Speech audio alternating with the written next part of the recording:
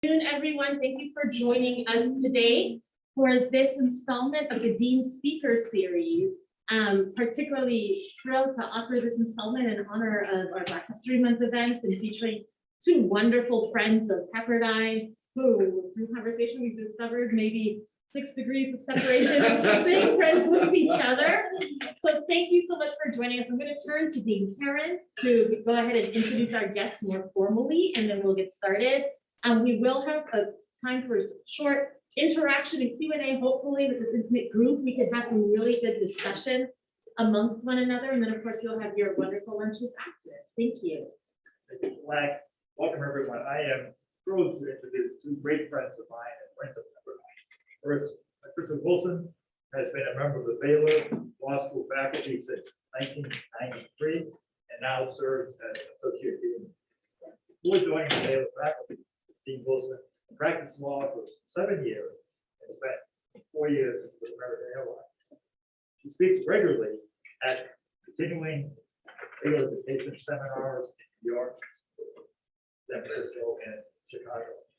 Dean Wilson has presented and led discussions at the Oxford Roundtables at Oxford University on gender issues in the tenure process.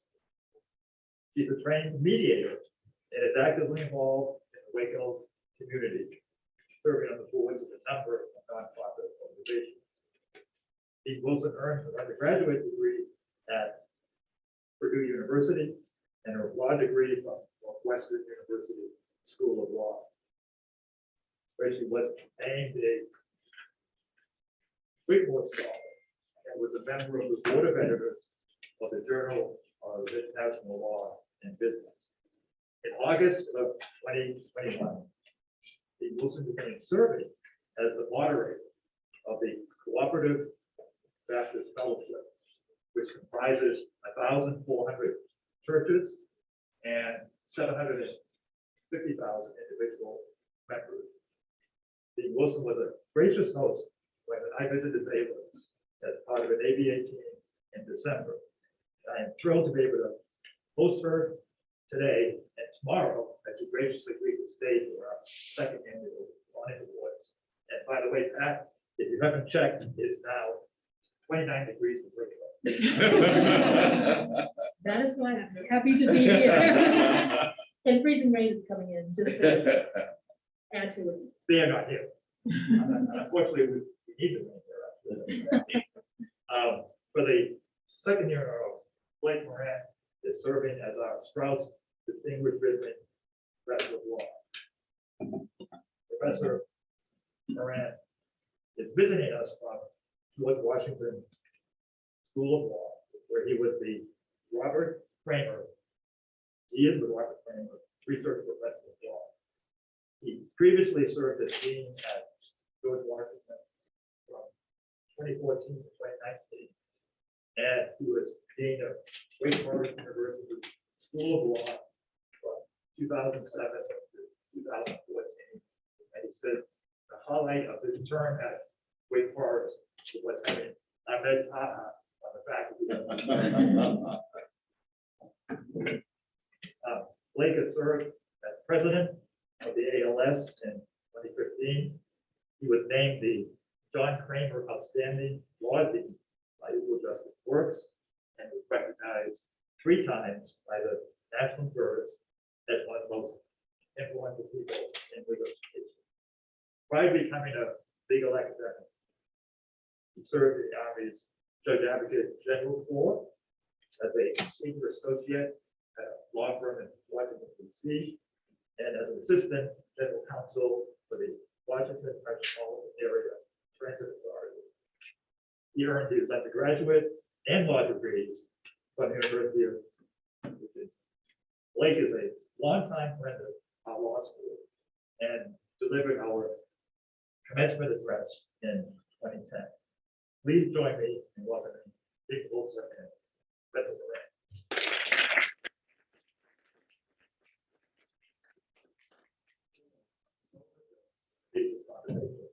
And we have time at the end. Fantastic. Fantastic. Thank you so much, Dean Karen. And don't you just love it when people introduce you by reading their mother's diary. You know, it just, except they leave out the part when I did my homework. Ladies and gentlemen, thank you so much for coming to this wonderful program. And I know I speak for my wife, Paulette, whom I use as an example. If any of my students are here, she actually exists. She is the example I use in class very much. And I've got to speak for both to say that I'm thrilled to be part of this community. I have often said, and I've had the opportunity to speak at venues really all over the world, and I talk about how important it is that we educate in an environment that not only teaches doctrine, but also teaches you about how to live your lives in a much more positive way as you pursue your education. This is the thing that has impressed me so much about Pepperdine for so many years, and we're very gratified to be here. I'm also gratified to have this opportunity to have this wonderful chat with a woman whom I've read about, but this is the first time that I've actually had a chance to meet her, and that's Dean Patricia Wilson. And I'm sure you've heard the bio from Dean Karen. A couple of the things that we're going to talk about today, and there's one thing he left out, was the fact that she practiced law for about 7 years before she became a law professor, which is very similar to my trajectory. I practiced law for a number of years beforehand. Now, this also means that she was a child prodigy. So she started very, very young when she was practicing and became a law professor in the 90s. And I've got to say, when you read her resume, you think about, this is really important for students.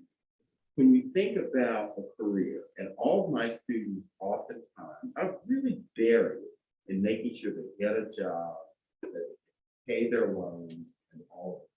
The one thing that I want to share with you, which Dean Wilson is emblematic of, is that she does all of those things, but with a focus on what's really core and important in life.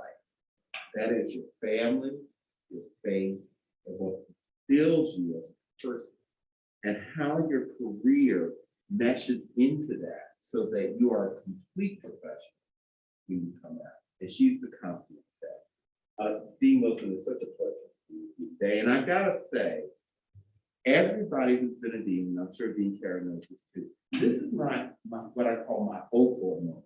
And every dean looks for that, right? So this opportunity to kind of be like Oprah, and this is what I am today. When I read your bio and everything like this, again, you have practiced law for a number of years. What made you decide to go into law teaching in particular, and how does that fit within your whole sort of career today? Well, first of all, let me say thank you to Dean Karen. Thank you to Kelly, who made all sorts of arrangements. And thank you to Professor. I'm not sure I can say that I have a plan to be a law professor. I can't really say I have a plan. It's one of those things that I think that sometimes things happen that you plan and it works out the best. And I think sometimes you go with what happens. You don't try to force it. So I was practicing, but I toyed with the idea of maybe I'd like to be a law professor because my original career thing was to be a teacher. I thought I would be a grade school and high school teacher, and decided to go to law school at the time. Teachers were not valued because of the value. They were valued more when I graduated from college than they seem to be now. But they were particularly valued. Law school seems to be calling me. Oh, thank you. Law school is calling me. And so I went to law school. I enjoyed practice. I really enjoyed what I was doing. But as you noted, family is really important to me. And getting up every morning and dropping I had 2 children at that time. We now have 4, but dropping my preschool children off at daycare at 7 o'clock, right when they opened, and being there and worrying when I get there by 6 o'clock, which was the last moment you could pick them up, was not a way to have a family. It was not the way that I wanted to be a parent. So it was an opportunity for me to combine things that were very important to me. As a practicing lawyer, particularly as an in-house lawyer, I spent a lot of time educating my client, the different departments of American that I worked for. And so it just felt natural to teach. And I wanted to spend more time with my children. I didn't want my children's time with me to be a couple of hours at night. They go to bed, I get them up in the morning and we start it all over again. I wanted it to be something more than that. And so teaching gave me that, but it gave me so much more, including the opportunity to interact with really smart, motivated young people and to at least have the opportunity to influence them, hopefully in ways that would be meaningful and positive to them. So for me, it certainly has been a rewarding experience and it feels like it's been the right thing. I mean, I've been doing it now for almost 30 years. So if it's not the right thing, I'm not sure what to do at this point. Oh, trust me, you've done a brilliant job. This was the right thing for you. And we're so glad to have someone of your caliber and background in this profession. Let me tease this out a little bit in terms of where you're teaching now, which is Baylor. A school that really focuses in on value, and particularly those that are faith. How does that fold into what you do as a profession? And I make this comment in public. First of all, we have a profession, and many of my students don't know this, so I haven't had a chance to talk about that, but the law has a huge foundation in the nexus between the values that we get in terms of our faith and what happens. Historic lawyer, 500 years ago, was Sir Thomas More. He was Lord Chancellor of England during the reign of Henry VIII. And as you know, when you're an attorney for Henry VIII, it's a high-risk job. And one of the things that impressed me when I did some research on him was that he originally wanted to be a priest and had done brilliantly with all of that, but decided, I do want to have a family, but there's a way that I can still do the kinds of things that I would have done as a priest in terms of counseling, helping society, doing more for them, thinking about the talent that I have as a lawyer and how I can enrich society. And he went on that path, and that's been over 5 years. I'm very curious, and I'm sure the students would love to know, how does that basically, that whole idea about your sense of purpose, profession, and faith, how does that mold into what you do as a lawyer and as well? That's a great question. And I think faith clearly is very important.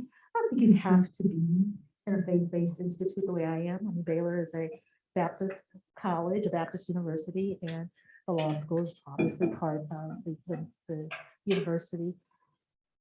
I don't think you have to necessarily be in that, but I mean, I think that one of the things that being a leader, as I think you probably well know, has its moments when it could be very challenging.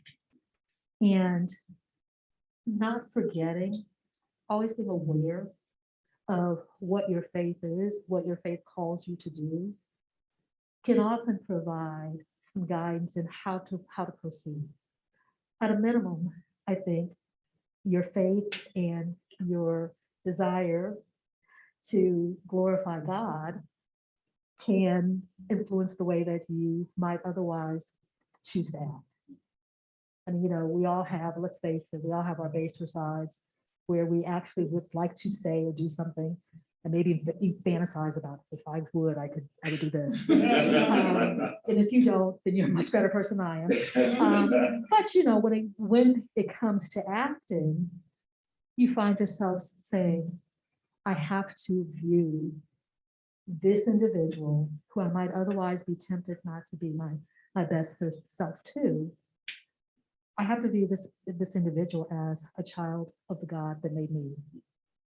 I have to live in such a way that if ever called into question, I could say I did my best to try to do that, whether it is in this lifetime or the next. And I mean, ultimately, it sustains. I mean, having faith to me is very sustaining. It gives me something that maybe others who don't have a faith or a belief in a God feel in other ways. But nonetheless, it is sustaining to me. And I mean, I'd be interested in hearing what your thoughts are on your very good question. Well, I really appreciate that. You know, you're dealing with a law professor when she asks you. And I love the way that you answer this, because a variety of people will address this in different ways, depending on what their faith is and how they do it. What I do is circle back to the very foundations of this profession, the whole idea of ethical time, of professional duty, of giving to those who don't have. All of those things in most faith is a grounding of how we are treated. And that's been my sort of fulcrum since I've been a lawyer, even before I was law. And it's interesting to me that we don't talk about that as much as we should.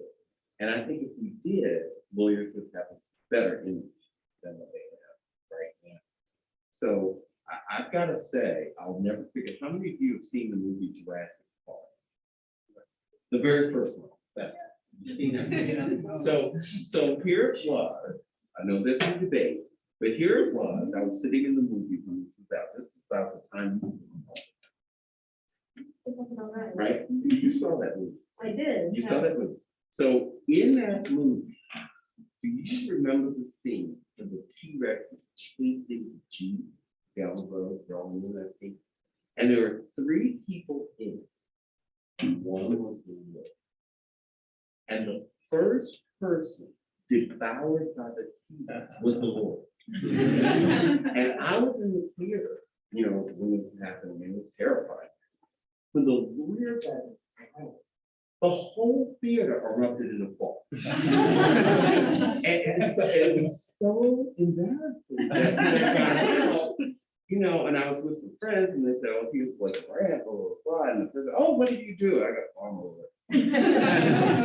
And when I talk about it, there are so many people in this profession, just like us, who are putting themselves out in terms of either educating other individuals, giving back to the community in a certain way, which is our obligation. Absolutely. As lawyers. And that's all part of that mission. And we need to talk about that more, so the public recognizes we are not all individuals who are out there just trying to make the next buck. There are many people who are giving back. I do think that a really important part, and I'm always a little disturbed if someone suggests that law school is to get a law degree so that you can make lots of money. And it's not only just making money. I mean, you know, there's nothing wrong with wanting to have a comfortable lifestyle. But if that's the thing that's motivating someone, I think that individual is missing something. And I do think that we all, regardless of what our profession is, we're all called on to do service, to serve in some way. And certainly I feel that sense of obligation. I mean, everybody who has an opportunity to go to law school is very, very richly blessed. It is an opportunity that just doesn't exist in lots of places. It doesn't exist for lots of people in this country. And I think we have an obligation to repay that blessing in some meaningful way by giving back. Like you said, Professor Morant, we have some obligation, and there's so many ways by which we can do that. And, you know, one of the things that I certainly learned is even without necessarily, there's so many ways. I think one of the ways that I found particularly fulfilling is my husband and I did foster care for a long time. And it's amazing. And I got a sense of what it really is like to be perceived as someone who is uneducated and poor, and therefore we can walk over you. We can tell you whatever we want to tell you and expect that you're not going to push back. And, you know, I'd see that happen when somebody, you know, I'd go in and maybe I'm fighting with a doctor, at least we're having a disagreement about, you know, Medicaid, or I'm talking to the administrators at school about things that my foster kids might need. And just being able to say, well, when you tell me that you don't have to do that, the answer is, I don't think that's quite right, because I'm a lawyer. And usually they're like, you see, them get a little nervous because And the they. answers become more precise. You know, and so once again, being able to use the blessing of being able to go to law school, to earn a law degree, to get my license, is something that was small. I mean, we did it just because we like kids, and we thought it was something that we could do to give back to our community and to. But it also, again, it's like, this is how we are serving. It's not just feeding these kids and clothing these kids. It is also making sure that they get those things that they have a right to, that they're entitled to, that, quite frankly, again, having seen some of the excuses or some of the things that I was told, no. And that's so tremendous. For those of you who haven't read a full bio, I would be remiss not to say that Dean Wilson and her husband are the paragons of giving back. They have fostered more than 20 children.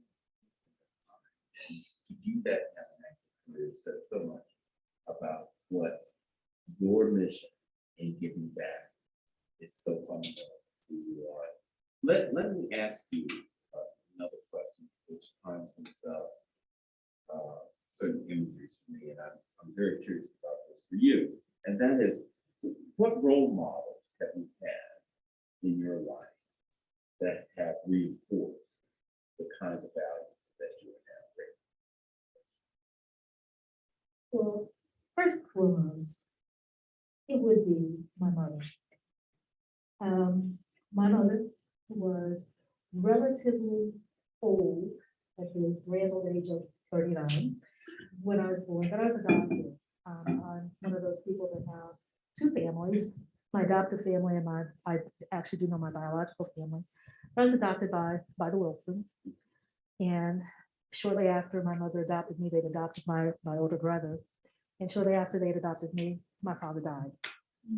And so I grew up with a single mother home, and between her work ethic as well as her determination to be a really fantastic mother. I look back and I'm like, I don't know how she did all that she did. I mean, she worked full time and she took care of my brother and me. And we had hot breakfast every single morning, as well as a full dinner every single night. I'm like, we're lucky some nights if it's like, I'm calling over pizza. But she also, as much as we didn't have, she didn't have a lot of money, we didn't have a lot of money, and grew up in a family of wealth, never felt poor in any way, including her hope for my future, including her faith. I mean, I distinctly remember the very last conversation I had before she passed away. When I was talking to her on the phone, it was a Sunday morning, and she said, well, baby, I gotta go. I gotta go get ready for church. And faith was really important to her. And I mean, her love of children, her faith, all of that was all very, very important to me. So she was very important. And there's a variety of teachers along the way, which again, I mean, I think we all recognize, if we're educators, the ability we have to influence and inspire people and to help them in ways that maybe we don't even know at the time we're doing it.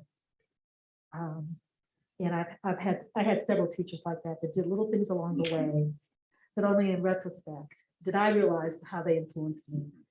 And some of them, I know I'm Facebook friends, Facebook, everything, right? Facebook friends with my 6th grade teacher.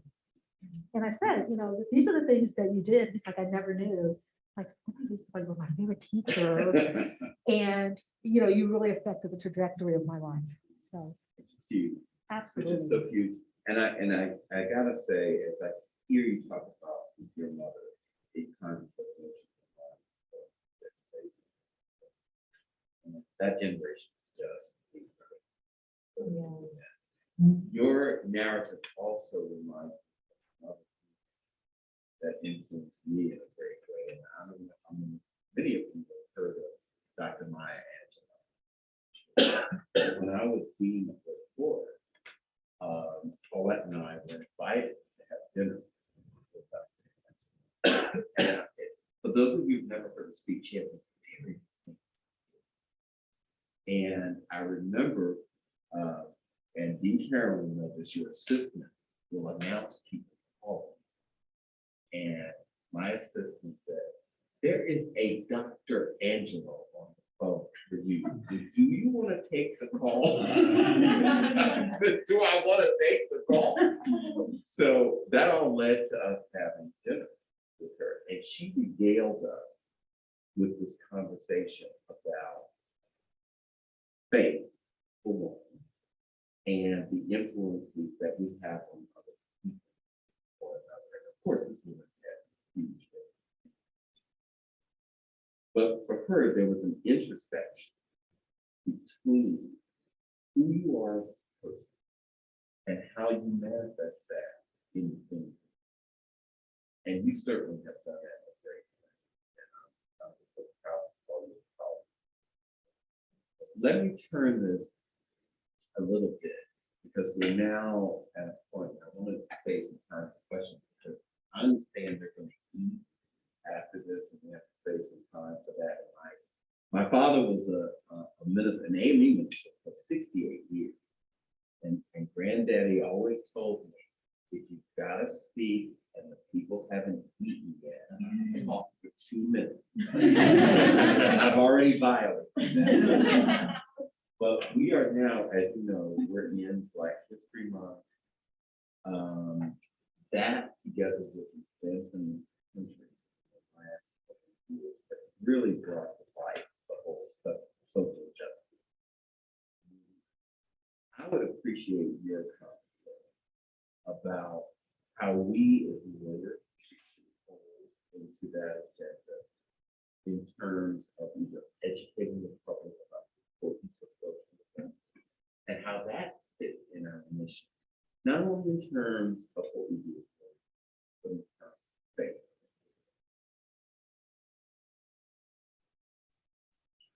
That is, once again, a very good question. And I don't want to address it glibly or flippantly, but I do want to say that when we talk about social justice, I think the key word is justice. And if justice is supposed to be blind, then we as lawyers who are entrusted with our judicial system have an obligation, clearly, as American citizens, if nothing else, to really work towards having a system that is fair, regardless of your sex, your gender, your race, your ethnicity, without regard to any of that. And at this point in time, our system it may never be perfect, but there's certainly things that we can do to make it a better system. I do believe that we all are children of God who have been wonderfully made. Despite, we're human, we're not perfect, but we still are wonderfully made. And that if we are truly brothers and sisters, that when one of us hurts, all of us should feel it. When one of us is not doing as well, we all should be working to make it better. That I can't look at someone and not be concerned just because they are not me in every way, just because perhaps the most obvious things are not things that I have in common with them, when probably the thing that I should focus on is their humanity. And if I'm looking at their humanity and not all the other stuff, not to ignore that stuff. I mean, if somebody has committed a crime, then it's not to say they shouldn't be punished for it, that there shouldn't be consequences for that. But it should still be a recognition of their humanity. That is what we have in common with them. And so, I mean, I'm sure you guys are all familiar with Brian Stevenson, and really resonates with me when he said that whatever someone has done is not all they are. they're not the worst thing that they have done in their lives. There's more to them than that. And it's really important, I think, for all of us to remember that, and particularly people of faith, to remember that. Speaking to my grandfathers. And I don't want to Caveat. get between you and lunch. Okay, father's caveat. I want to save time for questions. Are there any questions that you have of the Wilson or community or anything in general? And just raise your hands when you will, and as you do, I'll recognize you, but I'll still keep part of the fun. I've got plenty. Yes, sir. So what advice would you give young practitioners just going out in the world, trying to find morals, trying to find, value that they want to instill in themselves? Is this something that's mentorship, something that you need to seek out, or is it something that you have to find on your own? You? I'm happy to listen to you. A I've been doing a lot of talking, so. great. So that's a wonderful question, and I think it's one that is in constant evolution in the profession. I don't know how many students know this, but our profession started as one with people being mentored. There were no laws. When you wanted to become a lawyer years ago, this is prior, I guess, in very early foundation. If you wanted to be a lawyer, someone had to take you under their wing. And you did what they call read law, which meant you basically shadowed this person. As they worked on cases, they brought you in, you see it, and you had talked about the doctrine of law, but you also had this individual who coached you, who mentored you. Now, starting in the 19th century, we started having law school. The whole approach that you see today is very much on what that started with. And I think one of the sort of unfortunate byproducts is that we didn't at the very beginning emphasize the need of having people coached and mentored when they would leave. That is still a problem today. I think many law schools are trying to address that through their alumni association. Many law schools now have these mentorship programs in law school where they pair you with that hopefully that relationship matures. When you graduate, you continue with that. I know a number of bar associations recognizing the huge dissatisfaction that's out there, that they need to have more individuals who will take these people under. I tell students all the time, if somebody doesn't come to you, seek one out. Go to someone that you admire, that someone that, and folks, I'm telling you, look, you can document this. People love to think, wow, somebody's looking up to me. And we need to have my authority. I oftentimes tell individuals, be proactive. Go to someone and say, I admire you. I'm new at this. Can we do this? And real quickly, knowing that Dean Wilson in her resume, she's done an Oxford round, and I will never forget about 20 years ago, Paulette and I were in Oxford when I was a fellow, and I heard, some of my students are here, they know I'm a contract geek, and there was a famous contract professor at Oxford that, I mean, this guy is as huge as any contract person you've ever seen, like Farnsworth. And he was giving a lecture, and my colleague said, you ought to go to this lecture. You like him. So I go to him, and he talks about the driest concept in contract you could ever have, had to do with parity and privilege. And I was mesmerized. And after he was over, I said, I was so taken with this man. He's so great. And they said, why don't you write it? And I wrote him. And I said, oh, I'm just this young law professor and stuff like that. And I didn't say I was nobody, but I just said I'm a young guy. I'm just getting started in the band. I just love your lecture. And I invited him to lunch. And I just thought, he's too big. He wrote me back and said, Blake, I would love to. And I had found out from the professors who were there, this guy never did that. And quite frankly, if Paulette would document this, when I told my colleagues there that I was going to have lunch with him, they said, he never does that at all. He doesn't like to talk to people. He's not that friendly. And Paulette would say, I came home and go, oh my God, what have I got myself into? And I went out to lunch with him, and we spent the whole afternoon. He was so gratified that I had reached out to him. And we remained friends throughout my career. And I've got to say, it documents this thing. Be proactive. Find the people out there that inspire. Encourage. Is that what do you think? I agree wholeheartedly. I think that most lawyers not only love to talk, except for, most lawyers love to talk, they really like to. They want to share with you and they want to help you. And so be proactive, put yourself out there. You know, ask someone or get yourself involved with things that put you in contact with people that you want to know who are willing to help you. You'd be surprised. I know it's one of the pieces of advice that I give to some of our first gen law students who say, I don't have any lawyers in my family.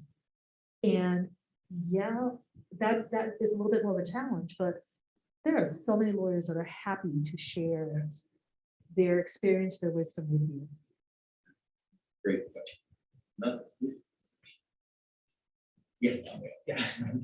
I was wondering if either of you could comment on how the legal profession or legal academy has responded to your faith.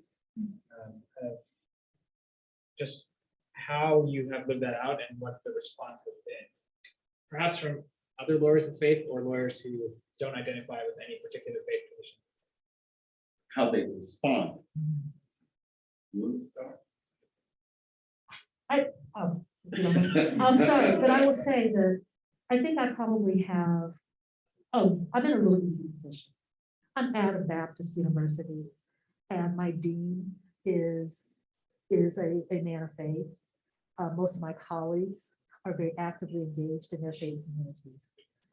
I think even when I was in a secular environment, I didn't proselytize, but I tried very hard to live my faith. And I think that when you live your faith and you don't preach or, use it as a means of being judgmental, that people are genuinely open to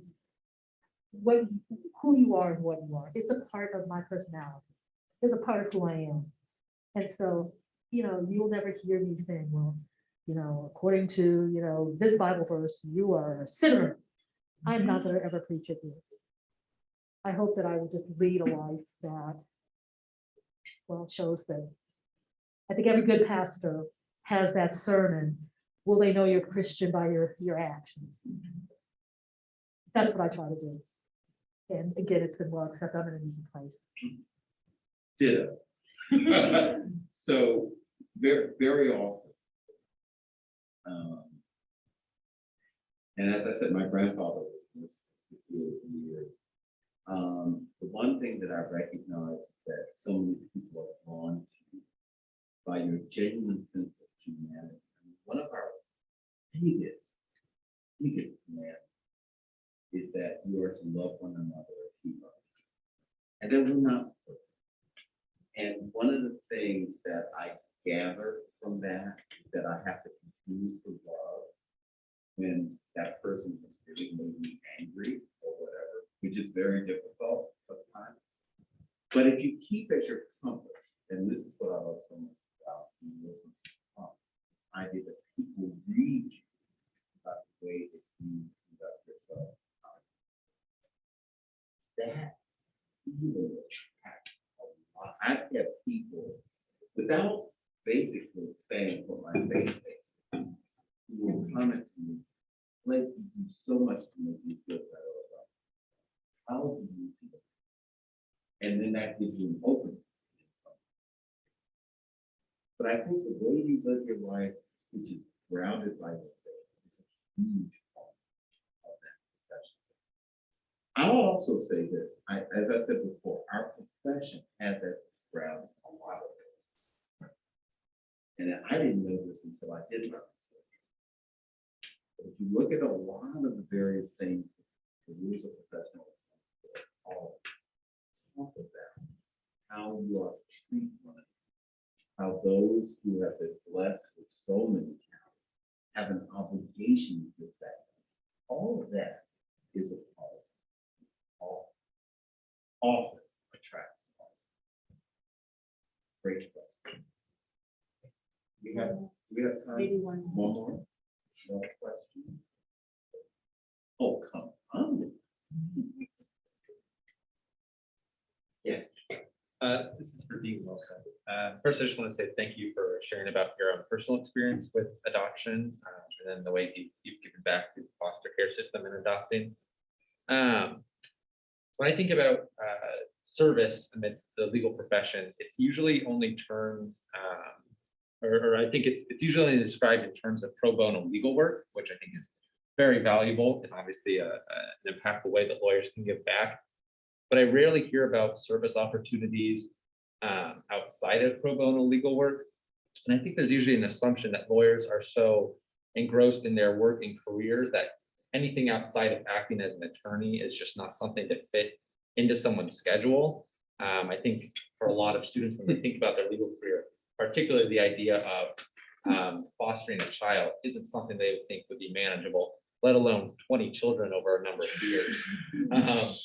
So could you speak to, and I think especially from a faith aspect, how you've navigated balancing having a career as a practicing attorney in legal academia, but still making room for other parts of your life where you can give back in ways outside of what we might traditionally think of as services of attorney?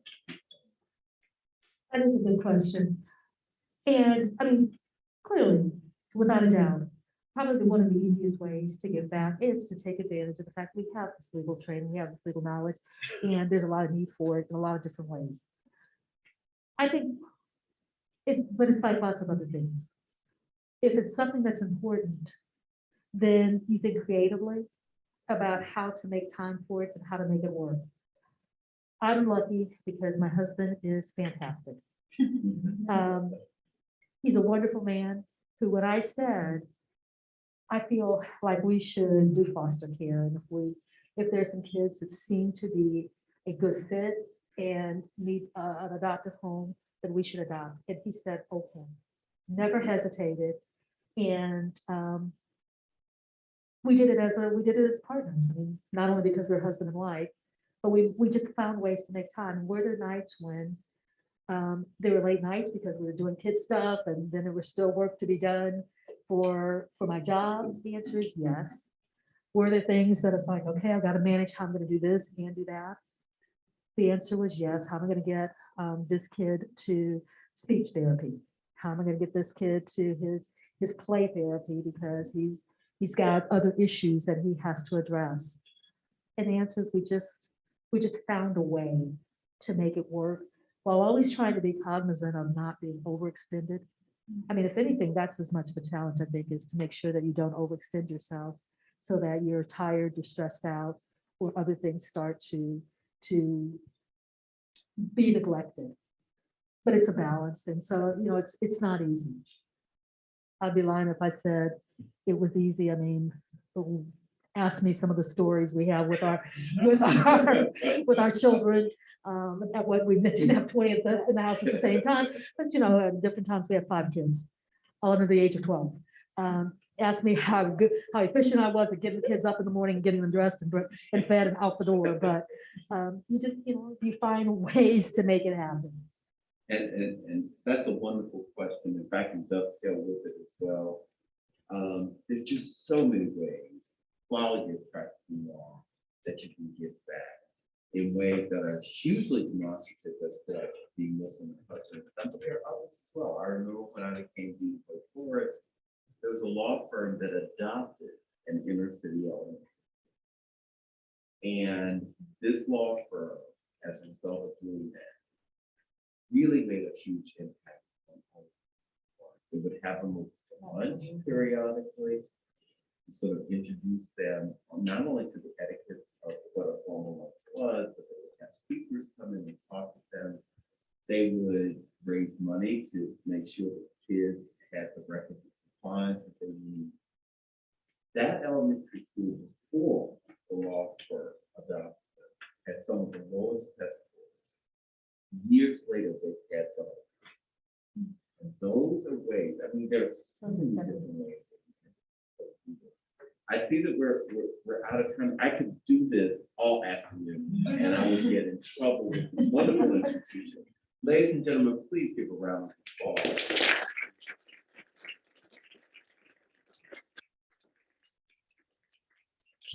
And thank you, Dean Richards, for inviting us to do this. She's been wonderful for Steve Karen. Thank you as well.